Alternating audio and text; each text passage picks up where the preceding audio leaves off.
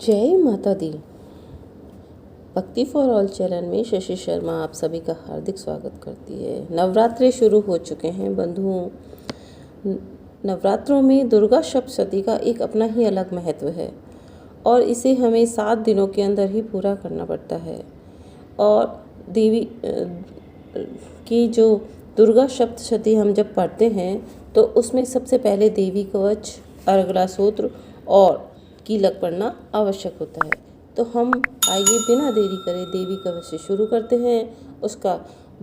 उसके बाद में देवी का दुर्गा सप्तशती का पहला अध्याय पढ़ेंगे। कल मैं आपको दूसरा और तीसरा अध्याय सुनाऊंगी। तो आइए बिना देरी के हम सुनते हैं। ओम। इस चंडी कवच के ब्रह्मा ऋषि, अनुष्टुप छंद, चामुंडा देवता, अगन्यास्मि ही कही गई माताएं, बीज, दिग्बंध देवता तत्व हैं। श्री जगदम्बा की प्राप्ति के लिए सप्तशती के पाठांग भूत में जप में इसका विनियोग किया जाता है। ओम। चंडिका देवी को नमस्कार है। मार्कंडेय जी ने कहा, पितामह, जो इस संसार में परम गोपनीय तथा मनुष्यों की सब प्रकार की रक्षा करने वाला है और जो अब तक आपने दूसरे किसी के सामने प्रकट नहीं किया हो, ऐसा कोई साधन मुझे बताइए। ब्रह्मा जी बोले, ब्राह्मण, ऐसा साधन तो एक देवी का कवच ही है और जो गोपनीय से भी परम गोपनीय है, पवित्र और संपूर्ण प्राणियों का उपकार करने वाला है। महामुने, उसे श्रवण करो। देवी की 9 मूर्तियां हैं जिन्हें नवदुर्गा कहते हैं। उनके पृथक पृथक नाम बतलाए जाते हैं। प्रथम शैलपुत्री, दूसरी मूर्तिका तथा दूसरी मूर्तिका का नाम ब्रह्मचारिणी है। तीसरी स्वरूप चंद्रघंटा है के नाम से प्रसिद्ध हैं। तो चौथी मूर्तिका कुष्मांडा कहते हैं। 5वीं दुर्गा का नाम स्कंद माता है। देवी के छठे रूप को कात्यायनी कहते हैं। 7वां कालरात्रि है और 8वां स्वरूप महागौरी के नाम से प्रसिद्ध है। 9वीं दुर्गा का नाम सिद्धिदात्री है। ये सब नाम सर्वज्ञ महात्मा वेद भगवान के द्वारा ही प्रतिपादित हुए हैं। जो मनुष्य अग्नि में जल रहा हो, रणभूमि में शत्रुओं से घिरा हो, विषम संकट में फंस गया हो तथा इस प्रकार भय से आतुर हो, जो भगवती दुर्गा की शरण में प्राप्त हुए हों तथा उनका कभी कोई अमंगल नहीं होता। युद्ध के समय संकट में पड़ने पर भी उनके ऊपर कोई विपत्ति नहीं दिखाई देती। उन्हें शोक, दुख और भय की प्राप्ति नहीं होती है। जिन्होंने भक्ति पूर्वक देवी का स्मरण किया है, उनका निश्चय ही अभ्युदय होता है। देवेश्वरी, जो तुम्हारा चिंतन करते हैं, उनकी तुम निस्संदेह रक्षा करती हो। चामुंडा देवी प्रेत रूप पर आरूढ़ होती हैं। वाराही भैंसे पर सवारी करती हैं। इंद्री का वाहन ऐरावत हाथी है। वैष्णवी देवी गरुड़ पर ही आसन जमाती हैं। महेश्वरी वृषभ पर आरूढ़ होती हैं। कौमारी का वाहन मयूर है। भगवान विष्णु की प्रियतमा लक्ष्मी देवी कमल के आसन पर विराजमान है और हाथों में कमल धारण किए हुए वृषभ पर आरूढ़ ईश्वरी देवी ने श्वेत रूप में धारण कर रखा है। ब्राह्मी देवी हंस पर बैठी हुई हैं और सब प्रकार के आभूषणों से विभूषित हैं। इस प्रकार ये सभी माताएं सब प्रकार की योग शक्ति से संपन्न हैं। इनके सिवा और भी बहुत सी देवियां हैं जो अनेक अनेक प्रकार के आभूषणों से शोभायुक्त, नाना प्रकार के रत्नों से सुशोभित हैं। ये संपूर्ण देवियां क्रोधों में भरी हुई हैं और भक्तों की रक्षा के लिए रथ पर बैठी दिखलाई देती हैं। ये शंख, चक्र, गदा, शक्ति, हल और मूसल, खेटक और तोमर, परशु तथा पाश, कुंत और त्रिशूल एवं उत्तम शार्क धनुष आदि अस्त्र शस्त्र अपने हाथों में धारण करती हैं। दैत्यों के शरीर का नाश करना, भक्तों को अभयदान देना और देवताओं का कल्याण करना, यही उनके शस्त्र धारण का उद्देश्य है। कवच आरंभ करने के लिए पहले इस प्रकार प्रार्थना करनी चाहिए और फिर महान रौद्र रूप, अत्यंत घोर पराक्रम, महान बल और महान उत्साह वाली देवी हैं। तुम महान भय का नाश करने वाली हो, तुम्हें नमस्कार है। तुम्हारी ओर देखना भी कठिन है। शत्रु का भय बढ़ाने वाली जगदम्बिके मेरी रक्षा करो। पूर्व दिशा में इंद्र शक्ति मेरी रक्षा करो। अग्निकोण में अग्निशक्ति, दक्षिण दिशा में वाराही तथा नेतृत्व कोण में खरक धारिणी मेरी रक्षा करो। पश्चिम दिशा में वारुणी, वायव्य कोण में मृग पर सवारी करने वाली देवी मेरी रक्षा करो। उत्तर दिशा में कौमारी तथा ईशान कोण में शूल धारिणी देवी रक्षा करें। ब्राह्मणी, तुम ऊपर की ओर से मेरी रक्षा करो और वैष्णवी देवी नीचे की ओर से मेरी रक्षा करें। इस प्रकार शव को अपना वाहन बनाने वाली दसों दिशाओं में मेरी रक्षा करें। जया आगे से, विजया पीछे से और मेरी रक्षा करें। वाम भाग से अजिता और दक्षिण भाग से अपराजिता रक्षा करें। उद्योतनी शिखा की रक्षा करें। मेरे उमा मेरे मस्तक पर विराजमान होकर रक्षा करें। ललाट में मालाधारी रक्षा करें और यशस्विनी देवी मेरी बाहों का संरक्षण करें। बाहों के मध्य भाग में त्रिनेत्रा और नथनों में यम घंटा देवी रक्षा करें।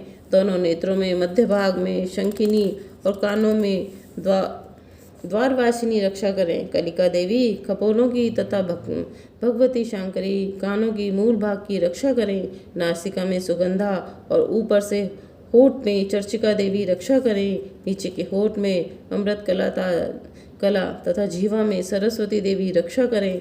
कौमारी दांतों की और चंडिका कंठ प्रदेश की रक्षा करें। चित्रघंटा गले की और घाटी की तथा महामाया तालु में रहकर रक्षा करें। कामाक्षी ठोड़ी की और सर्वमंगला मेरी वाणी की रक्षा करें। भद्रकाली ग्रीवा में और धनुर्धरी पृष्ठवंश मेरुदंड में मेरी रक्षा करें। कंठ के बाहरी भाग में नील ग्रवा और कंठ की नली में नलकुबरी रक्षा करें। दोनों कंधों में खड़ंगिनी और मेरी दोनों भुजाओं में वज्र धारणी रक्षा करें। दोनों हाथों में दंडनी, अंगुलियों में अंबिका मेरी रक्षा करें। शूलेश्वरी नखों की रक्षा करें। कुलेश्वरी कुक्षी मेरे पेट में रहकर के रक्षा करें। महादेवी दोनों स्तनों और शोक विनाशिनी देवी मन की रक्षा करें। ललिता देवी हृदय में शूल धारिणी उदर में रहकर रक्षा करें। नाभि में कामिनी, गुहा भाग में गुहेश्वरी रक्षा करें। पूतना और कामिनी लिंग की रक्षा करें। महेश्वाय वाहिनी गुदाक की रक्षा करें। भगवती कटी भाग में और विंध्यवासिनी घुटनों की रक्षा करें। संपूर्ण कामनाओं को देने वाली महाबली देवी दोनों पिंडलियों की रक्षा करें। नरसिंगी दोनों घुटनियों की और तेजस्वी देवी दोनों चरणों की पृष्ठभाग की रक्षा करें। श्रीदेवी पैरों की उंगलियों में और तलवासनी पैरों के तलुओं में रहकर के रक्षा करें।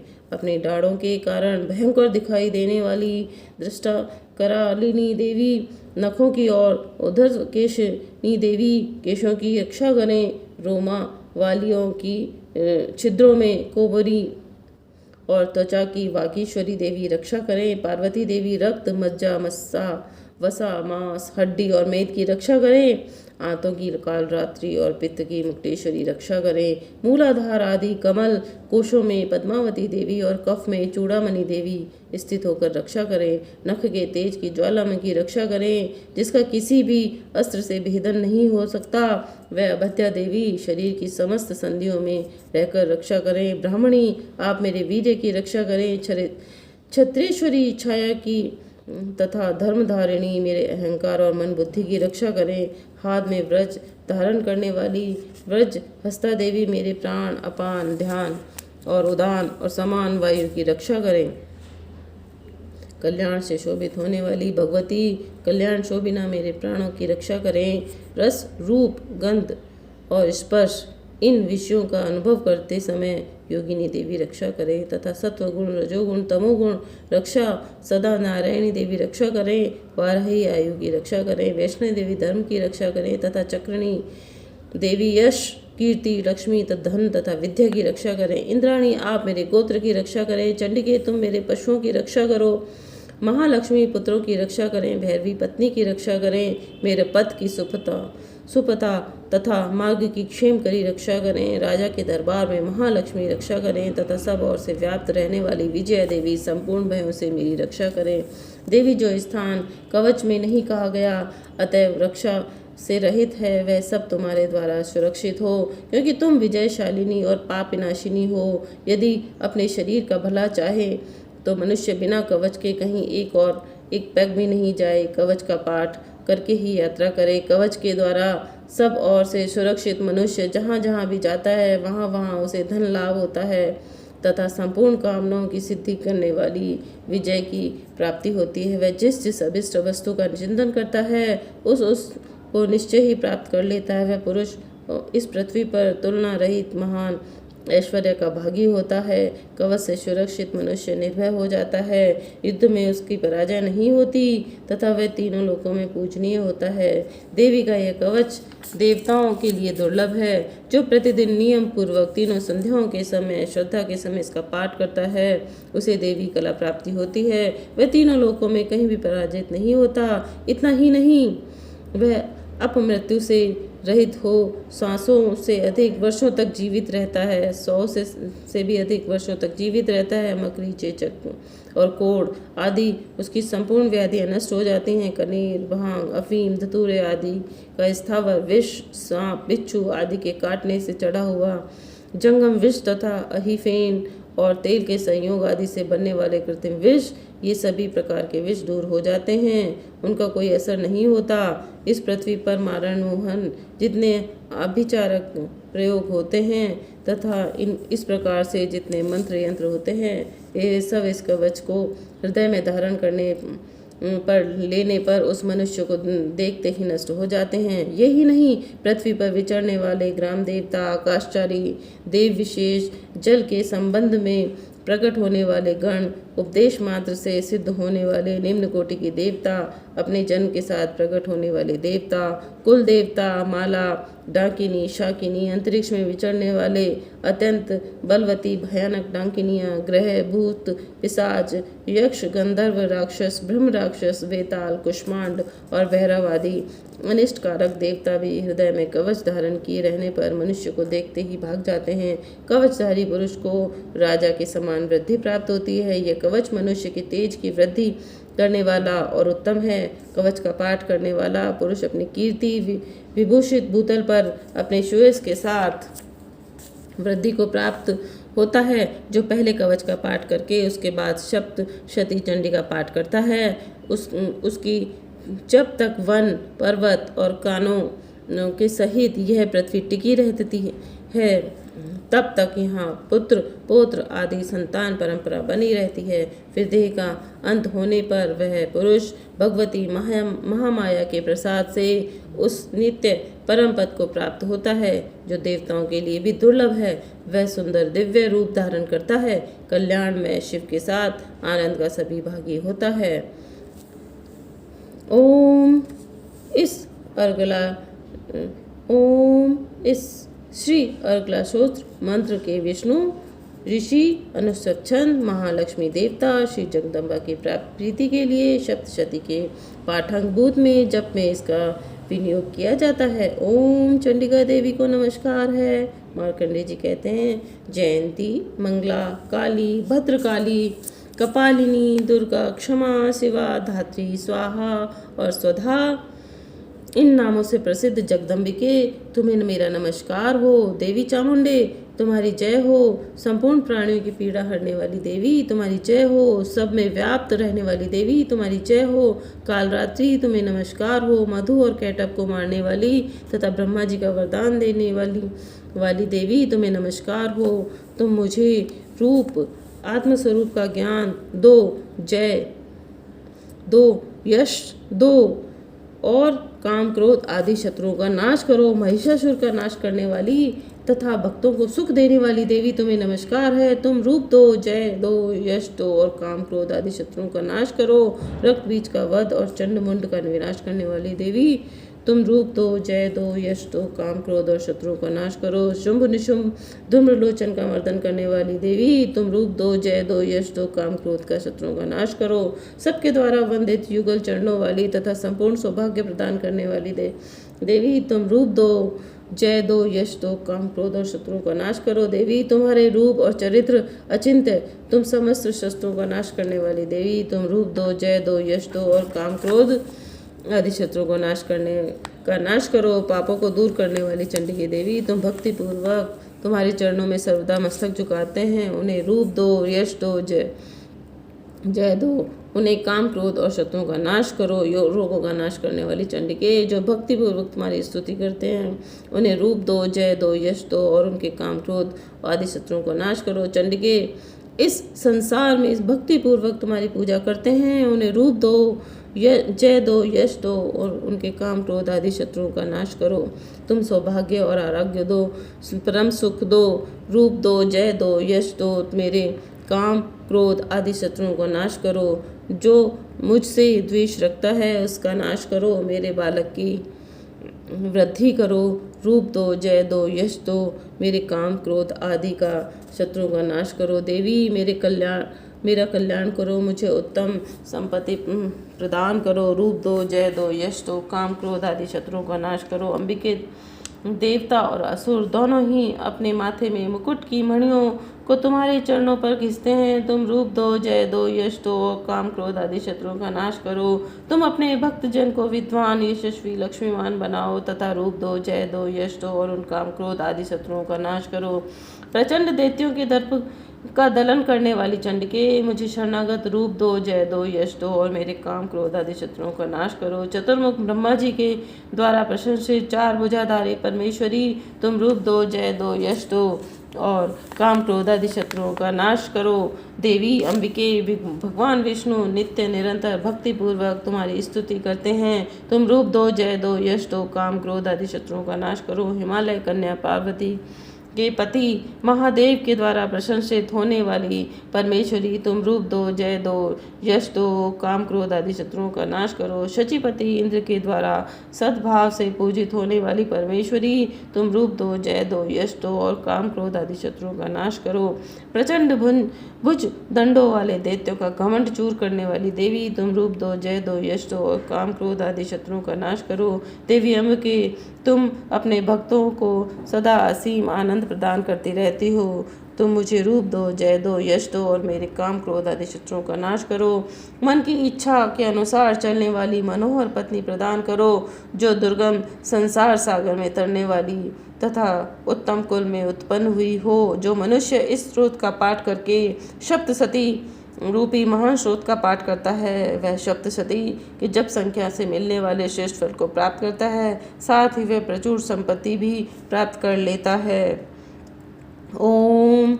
इस श्री कीलक मंत्र का शिव ऋषि अनुष्टुप छंद महासरस्वती देवता श्री जगदम्बा की प्राप्ति के लिए सप्तशती के पाठांगभूत जप में इसका विनियोग किया जाता है। ओम चंडिकाय देवी नमस्कार है। मार्कंडेय जी कहते हैं कि विशुद्ध ज्ञान ही जिनका शरीर है, तीनों वेद ही जिनके 3 दिव्य नेत्र हैं, जो कल्याण प्राप्ति हेतु तथा अपने मस्तक पर अर्धचंद्र घंटा मुकुट धारण करते हैं, उन्हें भगवान शिव को नमस्कार है। मंत्रों का जो अभिकीलक है अर्थात मंत्रों की सिद्धि में विघ्न उपस्थित करने वाला, शाप रूपी कीलक का जो निवारण करने वाला है, उस सप्तशती को संपूर्ण रूप से जानना चाहिए और जानकर उसकी उपासना करनी चाहिए। यद्यपि सप्तशती के अतिरिक्त अन्य मंत्रों के जप भी जो निरंतर लगा रहता है, वह भी कल्याण का भागी होता है। उसके ही उच्चाटन आदि कर्म सिद्ध होते हैं तथा उसे भी समस्त दुर्लभ वस्तुओं की प्राप्ति हो जाती है। तथापि जो अन्य मंत्रों का जाप न करके केवल इस सप्तशती नामक स्रोत से ही देवी की स्तुति करते हैं, उन्हें स्तुति मात्र से ही सच्चिदानंद स्वरूपिणी देवी की सिद्धि हो जाती है। उन्हें अपने कार्य की सिद्धि के लिए मंत्र, औषधि तथा अन्य किसी साधना के उपयोग की आवश्यकता नहीं होती। बिना जप के ही उनके उच्चाटन आदि समस्त आभिचारिक कर्म सिद्धि हो जाती है। इतना ही नहीं, उनकी संपूर्ण अभिष्ट वस्तुएं भी सिद्ध होती हैं। लोगों के मन में यह शंका रहती है कि जब केवल सप्तशती के उपासना से अथवा सप्तशती को छोड़कर अन्य मंत्रों की उपासना से समान रूप से सब कार्य सिद्ध होते हैं, तब इनमें से श्रेष्ठ कौन सा साधन है। लोगों की इस शंका का समाधान सामने रखने के लिए भगवान शंकर ने अपने पास आए हुए जिज्ञासुओं को समझाया कि यह सप्तशती नामक संपूर्ण स्रोत ही सर्वश्रेष्ठ और कल्याणमय है। तदंतर भगवती चंडिका के सप्तशती नामक स्रोत को महादेव जी ने गुप्त कर दिया। सप्तशती के पाठ को जो पुण्य प्राप्त होता है उसकी कभी समाप्ति नहीं होती, किंतु अन्य मंत्रों के जप चलने से पुण्य की समाप्ति हो जाती है। अतः भगवान शिव ने अन्य मंत्रों की अपेक्षा जो सप्तशती की श्रेष्ठता का निर्णय किया उसे यथार्थ ही जानना चाहिए। अन्य मंत्रों का जप करने वाले पुरुष भी यदि सप्तशती के स्रोत में जप का अनुष्ठान कर लेते हैं तो वह भी पूर्ण रूप से कल्याण का ही भागी होते हैं। इसमें तनिक भी संदेह नहीं है। जो साधक कृष्ण पक्ष की चतुर्दशी अथवा अष्टमी को एकाग्रचित होकर भगवती की सेवा में अपना सर्वस्व समर्पित कर देते हैं, फिर उसे प्रसाद रूप में ग्रहण करते हैं, उसी पर भगवती प्रसन्न होती हैं, अन्यथा उनकी प्रसन्नता नहीं प्राप्त होती। इस प्रकार सिद्धि के प्रतिबंध रूप को कीलक के द्वारा महादेव जी इस स्रोत की कीलत पर रखा गया है, जो पूर्वोक्त रीति से निष्कीलन करके इस सप्तशती का प्रतिदिन स्पष्ट उच्चारण पूर्वक पाठ करता है वह मनुष्य सिद्ध हो जाता है, वह देवी का पार्षद होता है, वही गंधर्व भी होता है। सर्वत्र विचरते रहने पर भी इस संसार में उसे कहीं भी भय नहीं होता, वह अपमृत्यु के वश में नहीं पड़ता तथा देह त्यागने के अनंतर मोक्ष प्राप्त कर लेता है।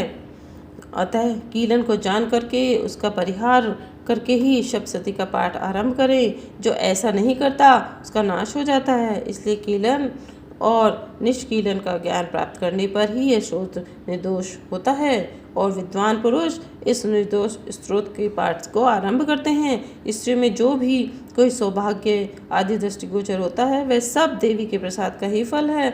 अतः कल्याण में स्रोत का सदा जप करना चाहिए।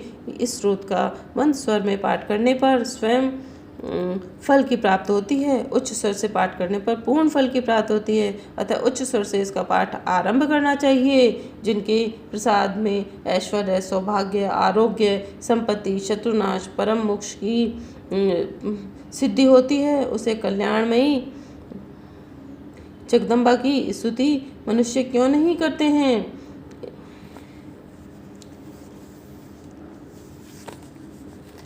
दुर्गा सप्तशती का प्रथम अध्याय पढ़ने जा रहे हैं। मेघा ऋषि का राजा सुरथ और समाधि को भगवती की महिमा बताते हुए मधुकैटभ वध का प्रसंग सुनना। आप सुने विनियोग। ओम प्रथम चरित्र ब्रह्मा ऋषि, महाकाली देवता, गायत्री, छंद, नंदा शक्ति, रक्त दंतिका बीज, अग्नि देवी, अग्नि तत्व ऋग्वेद स्वरूप है। श्री महाकाली देवता की प्रसन्नता के लिए प्रथम चरित्र के जप में विनियोग किया जाता है। ध्यान लगाइए कि भगवान विष्णु के जो सो जाने पर मधु कैटभ को मारने के लिए कमल जन्मा ब्रह्मा जी जिनका स्तवन किया था उन महाकाली देवी का मैं सेवन करता हूँ। वे अपने 10 हाथों में कड़क, चक्र, बाण, धनुष, परदी, शूल, वशुंडी, मस्तक और शंख धारण करती हैं। उनके 3 नेत्र हैं। वे समस्त अंगों में दिव्य आभूषणों से विभूषित हैं। उनके शरीर की कांति नीलमणि के समान है तथा वे 10 मुख और 10 पैरों से युक्त हैं। ओम चंडी देवी को नमस्कार है। मार्कंडेय जी बोले, सूर्य के पुत्र सावर्णी जो 8वें मनु कहे जाते हैं उनकी उत्पत्ति की कथा विस्तार पूर्वक कहता हूँ। सुनो। सूर्य कुमार महाभाग सावर्णी भागवती महामाया के अनुग्रह से जिस प्रकार मनवंतर में स्वामी हुए वही प्रसंग सुनाता हूँ। पूर्व काल की बात है। स्वराज से चित मनवंतर में सुरथ नाम के एक राजा थे जो चैत्र वंश में उत्पन्न हुए थे। उनका समस्त भूमंडल पर अधिकार था। वे प्रजा का अपने औरस पुत्रों की भांति धर्मपूर्वक पालन करते थे। तो भी उस समय कोला विध्वंसी नाम के क्षत्रिय उनके शत्रु हो गए। राजा सूरत की दंड नीति बड़ी प्रबल थी। उनका शत्रु के साथ संग्राम हुआ। यद्यपि कोला विध्वंसी संख्या में कम थे तो भी राजा सूरत युद्ध में उनसे परास्त हो गए। जब वे युद्ध भूमि से अपने नगर को लौट आए और केवल अपने देश के राजा होकर रहने लगे, किंतु वहाँ भी प्रबल शत्रुओं ने उस समय महाभाग राजा सुरत पर आक्रमण कर दिया। राजा का बल क्षीण हो चला, इसलिए उनके दुष्ट, बलवान एवं दुरात्मा मंत्रियों ने उनकी राजधानी में भी राज की सेना और खजानों को हथिया लिया। सुरत का प्रभुत्व नष्ट हो गया, इसलिए वे शिकार खेलने के बहाने घोड़ों पर सवार हो वहां से अकेले ही घने जंगल में चले गए। वहां उन्होंने विप्रवर में मेघा मुनि का आश्रम देखा, जहाँ कितने ही हिंसक जीव अपना स्वाभाविक हिंसावृत्ति छोड़कर परम शांत भाव से रहते थे, परंतु मुनि के बहुत से शिष्य उस वन की शोभा बढ़ा रहे थे। वहां जाने पर मुनि ने उनका सत्कार किया और वे उन मुनि श्रेष्ठ के आश्रम पर इधर उधर विचरते हुए कुछ काल तक रहे। फिर ममता से आकृष्ट चित्त होकर वहां इस प्रकार चिंता करने लगे, पूर्वा काल में मेरे पूर्वजों में जिसका पालन किया वही नगर आज मुझसे रहित है। पता नहीं मेरे दुराचारी भृत्यगण उसकी धर्मपूर्वक रक्षा करते हैं या नहीं। जो सदा मद की वर्षा करने वाले और शूरवीर था, वह मेरा प्रधान हाथी अब शत्रुओं के अधीन होकर न जाने किन भोगों को भोगता होगा। जो लोग मेरी कृपा, धन, भोजन पाने से सदा मेरे पीछे पीछे चलते थे, वे निश्चय ही अब दूसरे राजाओं का अनुसरण करते होंगे। उन अपव्यय के लोगों को सदा खर्च होते रहने के कारण अत्यंत कष्ट से जमा किया हुआ मेरा खजाना खाली हो गया। ये तथा और भी कई बातें सुरत निरंतर सोचते रहते थे। एक दिन उन्होंने वहां विप्रवर मेघा के आश्रम के निकट एक वेश्य को देखा। उनसे पूछा, भाई तुम कौन हो? यहाँ तुम्हारे आने का कारण क्या है? तुम क्यों शोकग्रस्त हो, अनमने से दिखाई देते हो? राजा सुरत का यह प्रेम पूर्वक कहा गया वचन सुनकर वेश्य ने विनीत भाव से उन्हें प्रणाम किया। वेश्य बोला, राजन, मैं धनियों में कुल में उत्पन्न एक वेश्य हूँ। मेरा नाम समाधि है। मेरा दुष्ट स्त्री पुत्रों ने धन को लोभ से मेरे घर को बाहर निकाल दिया। मैं इस समय धन, स्त्री और पुत्रों से वंचित हूँ। मेरे विश्वसनीय बंधुओं ने मेरा ही धन लेकर मुझे दूर कर दिया, इसलिए दुखी होकर मैं वन में चला आया हूँ। यहाँ रहकर मैं इस बात को नहीं जानता मेरे पुत्रों की, स्त्री की और स्वजनों की कुशल है या नहीं। इस समय घर में वे कुशल से रहते हैं अथवा और कोई कष्ट है। वे मेरे पुत्र कैसे हैं? क्या वे सदाचारी हैं अथवा दुराचारी हो गए? राजा ने पूछा, जिन लोभी स्त्री पुरुष आदि ने धन के कारण तुम्हें घर से निकाल दिया, उनके प्रति तुम्हारे चित्त में इतना स्नेह का बंधन क्यों? वेश्य बोला, आप मेरे विषय में जैसी बातें करते हैं वह सब ठीक है, किंतु क्या करूं, मेरा मन निष्ठुरता नहीं धारण करता। जिन्होंने धन के लोभ में पड़कर पिता के प्रति स्नेह, पति के प्रति प्रेम, आदमी जन के प्रति अनुराग से तिलांजलि दे मुझे घर से निकाल दिया, उन्हीं के प्रति मेरे हृदय में इतना स्नेह है। महामते गुणहीन बंधुओं के प्रति भी जो मेरा चित्त इस प्रकार प्रेम मग्न हो रहा है, यह क्या है? इस बात को मैं जानकर भी नहीं जान पाता। उनके लिए मैं लंबी सांसें ले रहा हूँ और मेरे हृदय में अत्यंत दुखित हो रहा है।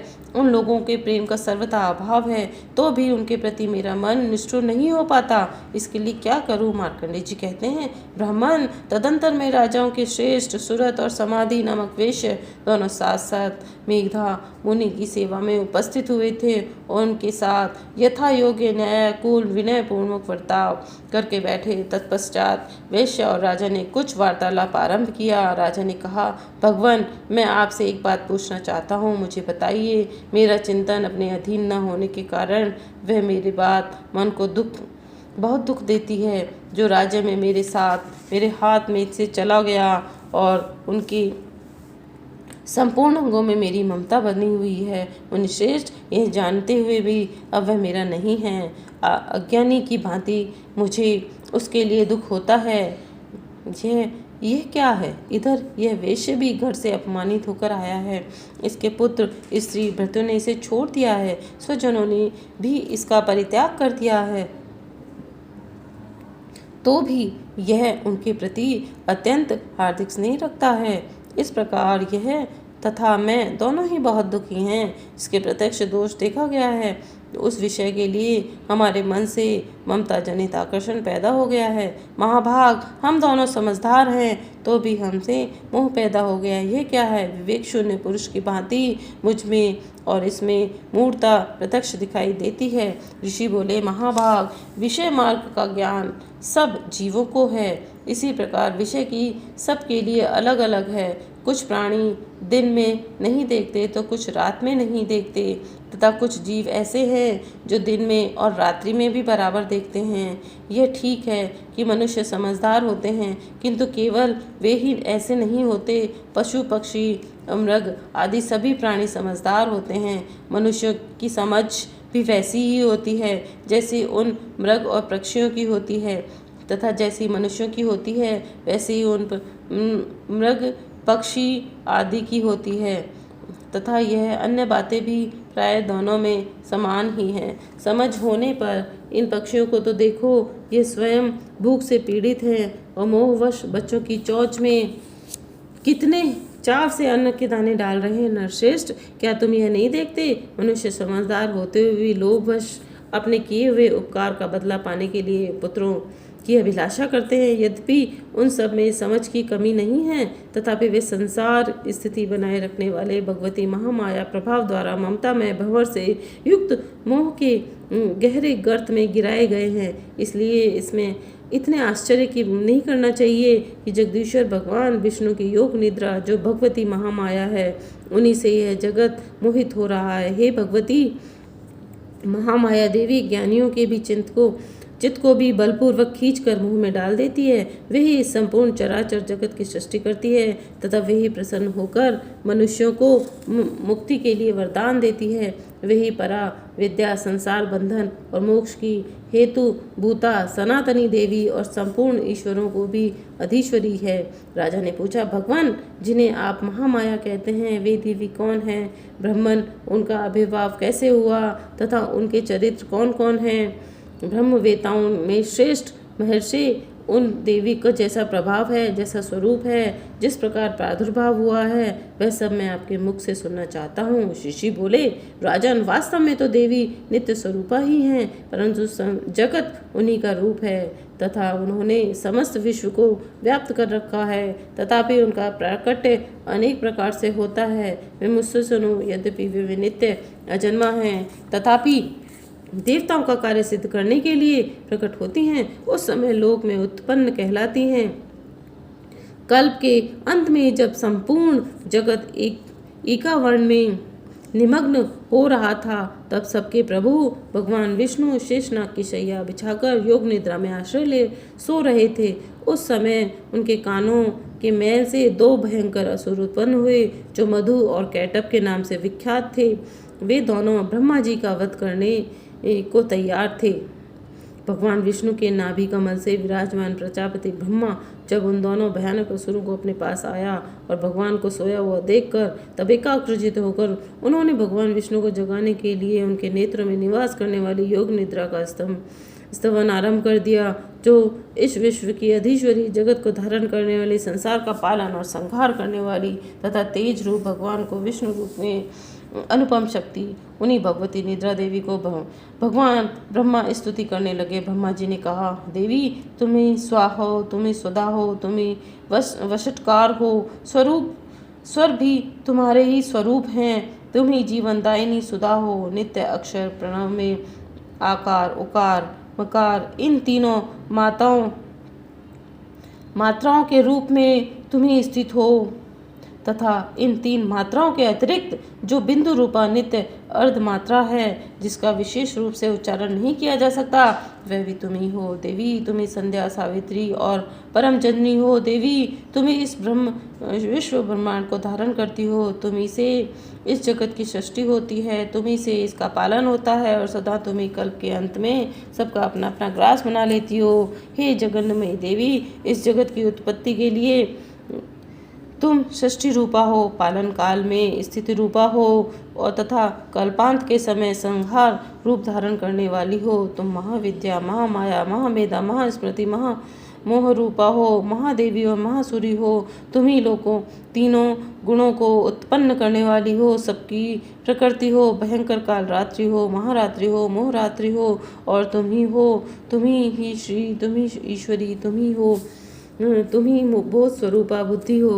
लज्जा हो, पुष्टि हो, तुष्टि हो, शांति हो, क्षमा भी तुम्ही हो। तुम खड़ग धारिणी हो, शूल धारिणी हो, घोर रूपा हो तथा गदा, चक्र, शंख और धनुष धारण करने वाली हो। वाण, भुशुंडी और प्रदीप ये भी तुम्हारे अस्त्र हैं। तुम सौम्य और सौम्यतर हो। इतना ही नहीं, जितने भी सौम्य और सुंदर पदार्थ हैं उन सब की अपेक्षा तुम अत्यधिक सुंदरी हो। पर और अपर, सबसे परे रहने वाले परमेश्वरी तुम ही हो। सर्वस्वरूपे देवी, कहीं भी सत और असत जो कुछ वस्तुएं हैं और उन सब की जो शक्ति है वह तुम ही हो। ऐसी अवस्था में तुम्हारी स्तुति क्या हो सकती है? जो इस जगत की सृष्टि, पालन और संहार करते हैं, उन भगवान को भी जब तुमने निद्रा के अधीन कर दिया है, तब तुम्हारी स्तुति करने में यह कौन समर्थ है? मुझको भगवान शंकर तथा भगवान विष्णु को भी तुमने ही शरीर धारण करवाया है, अतः तुम्हारी स्तुति करने के लिए शक्ति किस में है देवी? तुम तो अपने इस उद्धार प्रभावों से प्रशंसित हो। ये जो दोनों दुर्गुष, असुर, मधु और कैटभ है, इनको मुंह में डाल दो और जगदीश्वर भगवान विष्णु को शीघ्र ही जगा दो।